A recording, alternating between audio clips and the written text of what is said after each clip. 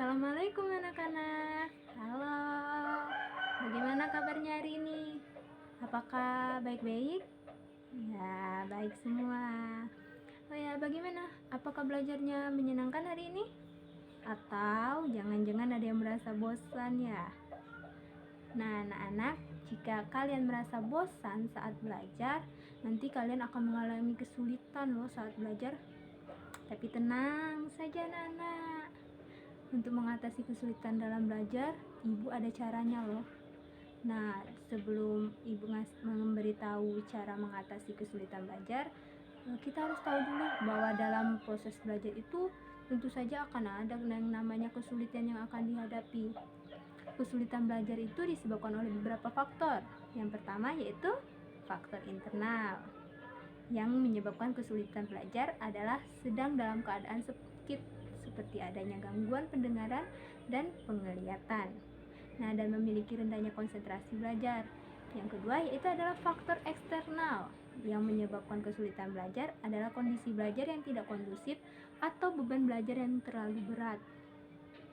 Nah, dengan kesulitan belajar yang terjadi akibat beberapa faktor yang ibu jelaskan tadi, anak-anak bisa melakukan 5 cara mengatasi kesulitan belajar yang semoga saja bisa membantu anak-anak sekalian untuk mengatasi kesulitan belajarnya ya. Nah, yang pertama yaitu menata tempat duduk. Untuk cara yang lebih cepat dalam mengatasi kesulitan belajar, anak-anak itu bisa mengatur tempat duduk anak-anak atau lokasi di mana anak-anak lebih bisa berkonsentrasi dalam belajar. Nah, memilih tempat duduk yang sesuai dengan belajar anak-anak sendiri akan membuat anak-anak lebih mudah menyerap materi belajar yang harus anak-anak pelajari. Anak-anak juga bisa duduk di sebelah teman belajar yang bisa membantu anak-anak dalam belajar yang lebih lancar. Nah, jika anak-anak di sini ada yang memiliki pendengaran atau penglihatan kurang baik dan mengharuskan untuk melihat papan tulis atau proyektor dalam waktu yang lama, anak-anak sebaiknya duduk di posisi paling depan agar bisa melihat dan mendengar materi belajar dengan lebih baik, dengan proses belajar yang lebih lancar tanpa gangguan. Belajar pun akan lebih mudah dan bisa terserap dengan baik. Cara yang kedua yaitu anak-anak harus menjaga kesehatan fisik. Nah, jika anak-anak kesulitan belajar yang anak-anak alami itu adalah akibat gangguan kesehatan fisik, anak-anak sebaiknya pentingkan terlebih dahulu kesehatan fisik. Belajar dengan badan yang sehat dan bugar akan membuat proses belajar tidak lagi sulit atau terhambat dalam kondisi badan yang kurang fit. Anak-anak sangat disarankan untuk beristirahat hingga kesehatan anak-anak pulih terlebih dahulu sebelum akhirnya bisa belajar dengan lebih lancar lagi tanpa kesulitan. Untuk yang ketiga, yaitu anak-anak perlu mempelajari ulang materi yang sulit atau bertanya kepada guru. Nah, kesulitan belajar yang berasal dari beban belajar yang terlalu berat bisa anak-anak atasi dengan mempelajari materi yang berat dan sulit secara berulang dan terus-menerus hingga anak-anak berhasil memahami materi pelajaran yang harus anak-anak pelajari.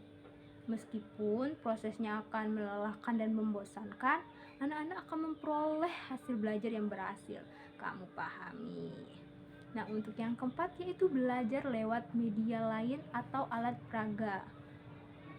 Jika anak-anak kesulitan belajar dengan materi yang hanya berasal dari buku paket saja, maka anak-anak bisa mencoba atau meminta guru untuk mengajari materi pelajaran itu menggunakan alat peraga yang akan memudahkan dalam belajar. Nah, belajar dengan menyimak materi belajar berupa media digital maupun alat peraga, anak-anak bisa mempelajari garis besar materi dengan lebih mudah dan cepat dan singkat. Bisa disarankan kepada guru-guru anak-anak yang mengajar. Untuk yang kelima yaitu ciptakan keadaan belajar yang kondusif dan gembira.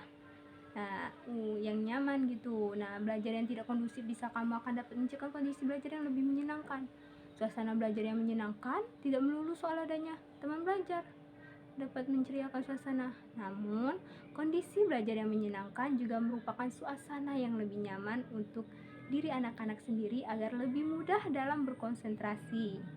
Nah, itulah 5 cara anak-anak untuk mengatasi kesulitan anak-anak dalam belajar.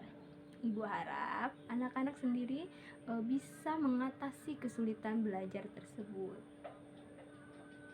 Terima kasih anak-anak. Wassalamualaikum warahmatullahi wabarakatuh. Sampai jumpa.